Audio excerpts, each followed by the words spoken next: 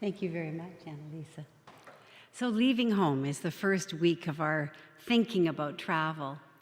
And as you think about that, you might think about the closest thing that our church has done in traveling was camping recently with the kids. You see this little tree down here?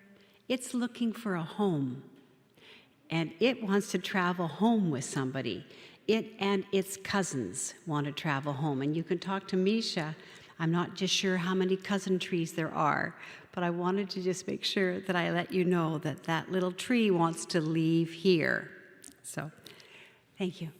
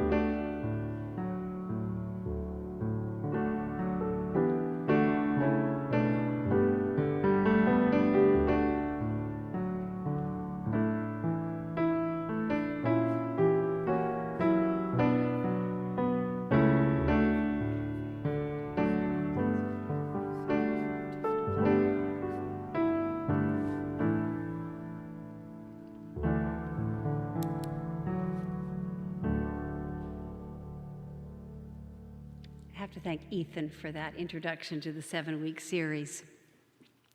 I used to work in Lake Louise. Maybe some of you even unwittingly visited my shop. I hope you spent money. My shop was the kind that sold teacups, so right away not everybody would be interested. Across the way, my cousin's shop sold postcards.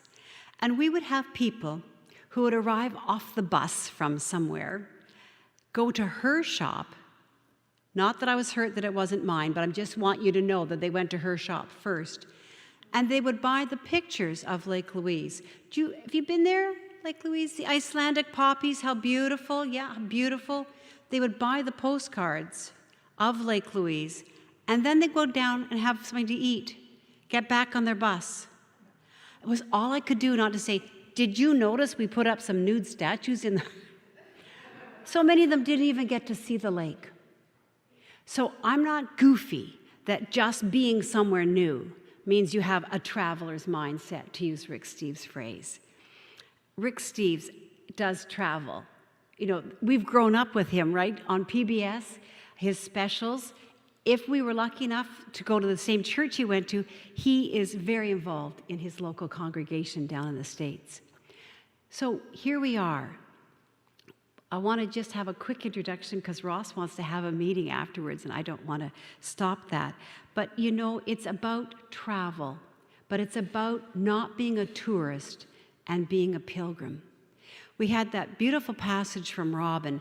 The Holy Scriptures, our own, the Talmud, Torah, the Quran, are full of the stories of sacred travel. The word quest, I love this, is Latin. Questa questera, and it's not the same link as conquest, which really started coming into use, as I understand, with the conqueror, William of Orange. So that's not a good word, but I want you to be aware of that, because the quest word for us is about that searching that is not necessarily based on geographical removal, but of a heart, a spirit openness. To be a quester, to be a traveler, and here at home works just as well. As my cousin's lucrative business in postcards proved, it doesn't necessarily mean that because you're away, you have that mindset. So one of the things I would want us all to do, to be challenged to do, is to go to Cafe Fantastico, and it's quite close here. I cannot say I've ever been there, but they were the ones who received death threats because they were going to have an all-families drag show. They need to know that we don't like that, and that's not speaking for us. We want to make sure that our questing hearts say, we're traveling somewhere today. to say something about who we are, because that's always what happens when you travel. You're always talking about coming back home, and that's why we're doing this over the summertime. So I would encourage you, make sure you know every inch of Chinatown, the oldest one, right? These are opportunities for us that you can take a bus to, whatever that is close to you. So it's about the opportunity for us to be, for just a few weeks this summer, have the sense of we're seeing something for the first time. To find a way to get curious again. You know, if you were to sit down with the staff at Lake Louise, and it's changed so much since I was a graduate student, but you know, if you were to sit down and say to them, what should I not miss? It wouldn't be about postcards, right? And the same could be true about our city, Victoria.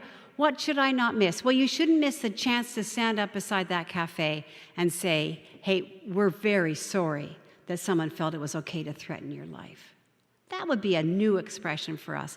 It could be that we travel up and go just for a walk by Willows Beach, but do it slowly with our hearts open. Or you may be lucky enough to be planning a trip overseas. And if so, you might have a travel journal. I have a couple of mine over there. Yes, that would be that trip. You remember going to Bordeaux, France to learn how to cook? Yeah, didn't happen. How about the next year when I was going to go to London to visit my cousin? Also didn't happen. So I'm feeling really good about Willows Beach and Cafe Fantastico. How about you? So the Hebrew scriptures, the Christian scriptures are all about a people on the move. And it's not just geographical movement. Really, when you think about Jesus and his disciples, they didn't go far. Or you could say they went the farthest of anybody. And we're invited to have that openness, that sense of curiosity, of willing to be changed and impacted, just as if someone was to say to you at a hotel in the Rockies in Canada, there's a whole flock of trained geese that perform every night at 7 o'clock, but don't tell anybody. You know, you'd be changed if you saw that, wouldn't you? We often go through life on a, are we there yet thing? Like, okay, look at this, what time? Ooh, 11:29. If I hurry now, I can get the next bus, and then I'll be able to catch a rerun of Jeopardy. You know, we just need to slow down sometimes and to see what's around us. Did you notice the picture behind the scriptures Ethan took of our own windows? You know, sometimes somebody who hasn't been here that long looks at them and sees them in a way that we don't see them anymore because we've seen them so often. And that is true about so much of our lives. And so we invite you for the next few weeks to have that curiosity, how to have an open heart and an open mind that allows us to be taught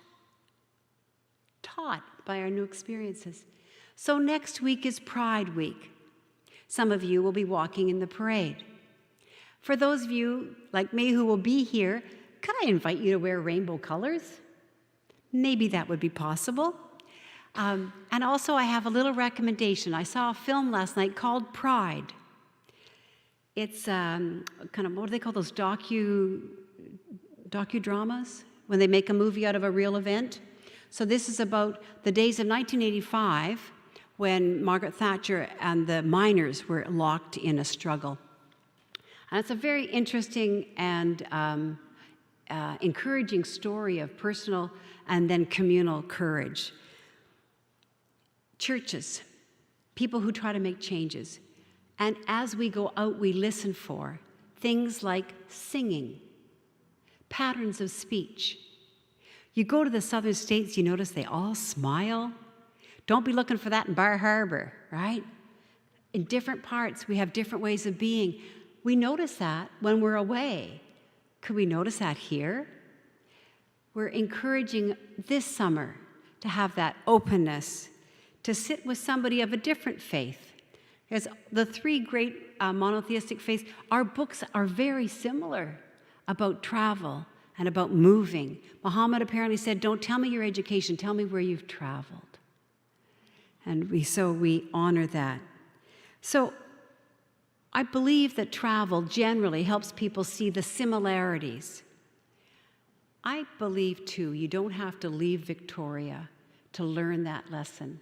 And so we're going to be pilgrims, we're going to be travelers, but we're not going to be tourists.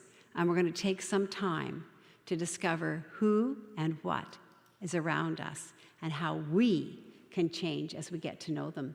May it be so for us this year. Amen.